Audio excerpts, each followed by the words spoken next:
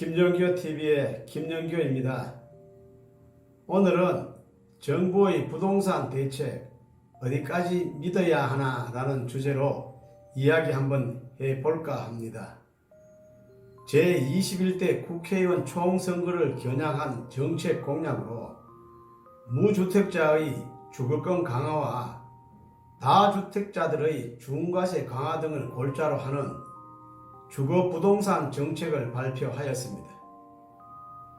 문재인 정부에서도 이미 18차례 대책을 내놓았음에도 불구하고 부동산 가격은 폭등했으며 19번째 대책까지 이어가고 있으나 그 자체가 이미 부동산과의 전쟁에서 진 것이나 다름없다고 목소리를 높였습니다. 이어 부동산 대책이 실패로 끝나지 않으려면 특단의 대책이 있어야 한다며 토지 공개념을 강조했으며 토지의 개인적 소유권은 인정하되 이용은 공공복리에 적합하도록 하자는 것입니다. 지금까지 부동산과의 전쟁을 치르겠다고 호언장담하지 않은 역대 정부는 없었지만 모두 패배했으며 이번에는 반드시 부동산 불패의 신화를 과감히 끝내야 한다고 모 의원이 목청 높여 기자회견에서 한 이야기입니다. 네, 그럼 정부의 부동산 대책 어디까지 믿어야 할까요? 못 믿는다고요? 그럼 정치인 말은 믿습니까? 정치인 말도 못 믿는다고요? 그럼 누구를 믿어야 할까요?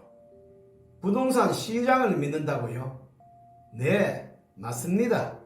수요와 공급의 원리에 따른 시장을 믿어야 합니다. 부동산 시장 원리에 따라야 합니다.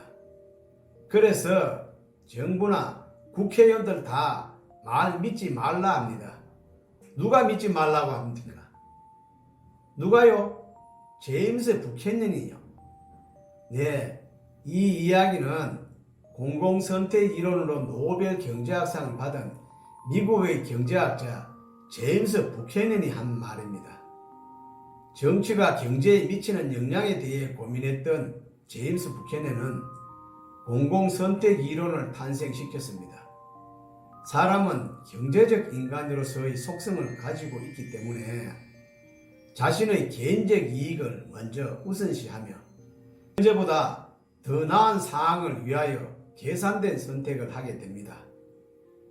이같이 이기적이고 합리적인 선택은 개인 선택에서뿐만 아니라 공공선택에서도 나타난다는 것입니다. 이를테면 국회의원이나 정치인이 공공선택과 관련된 정책을 결정함에 있어서 사회 전체 공익을 위해서 한다기보다는 소속 정당의 이익이나 자신의 선거와 관련된 개인적 이해관계에 더 심리적인 작용을 하게 된다는 것입니다. 정치인이나 고위공무원이 입으로는 거창하게 나라를 위한 정책을 펼친다고 말하는데 실질 속셈은 다 자기네들 정당이나 개인 실속 챙기기에 바쁘고 또한 선거에 이기기 위함이 목적인 것입니다.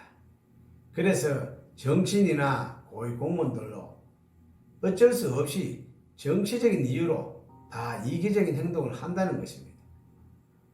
공무원은 말로는 사회적 후생, 정의, 복지를 내세우지만 실제로는 예산을 늘리고 또 조직을 비대화해서 자신의 연봉이나 또 승진 기회나 명예나 지위나 권력을 늘리고 싶다는 게 공공선택 이론의 지적입니다.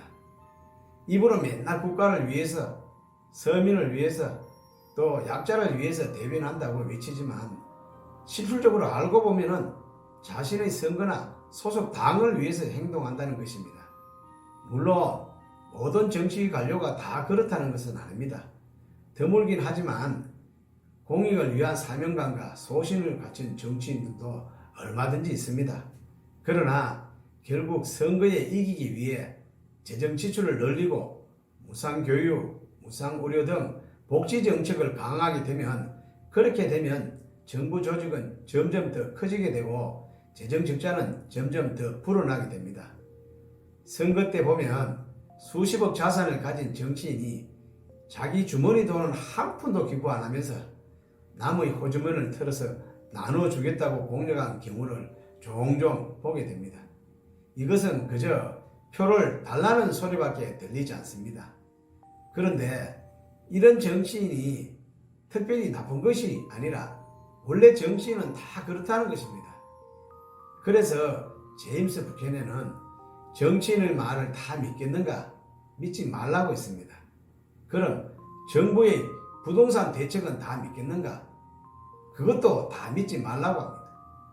정부가 정치적인 압력을 받아가면서까지 현명한 경제 정책을 시행할 것이라고는 기대하지 말라고 충고합니다.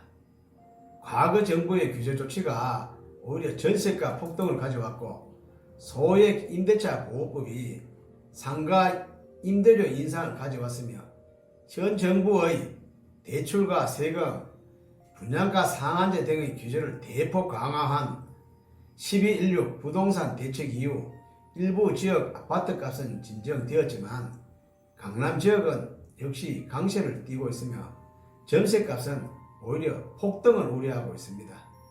이처럼 국민들을 위해 선한 정책이라고 시행한 정책들이 오히려 나쁜 결과를 가져왔다는 점을 상기하기 바라며 정책 시행에는 항상 빛과 그림자가 있다는 것을 정부 당국은 명심하여야 할 것입니다.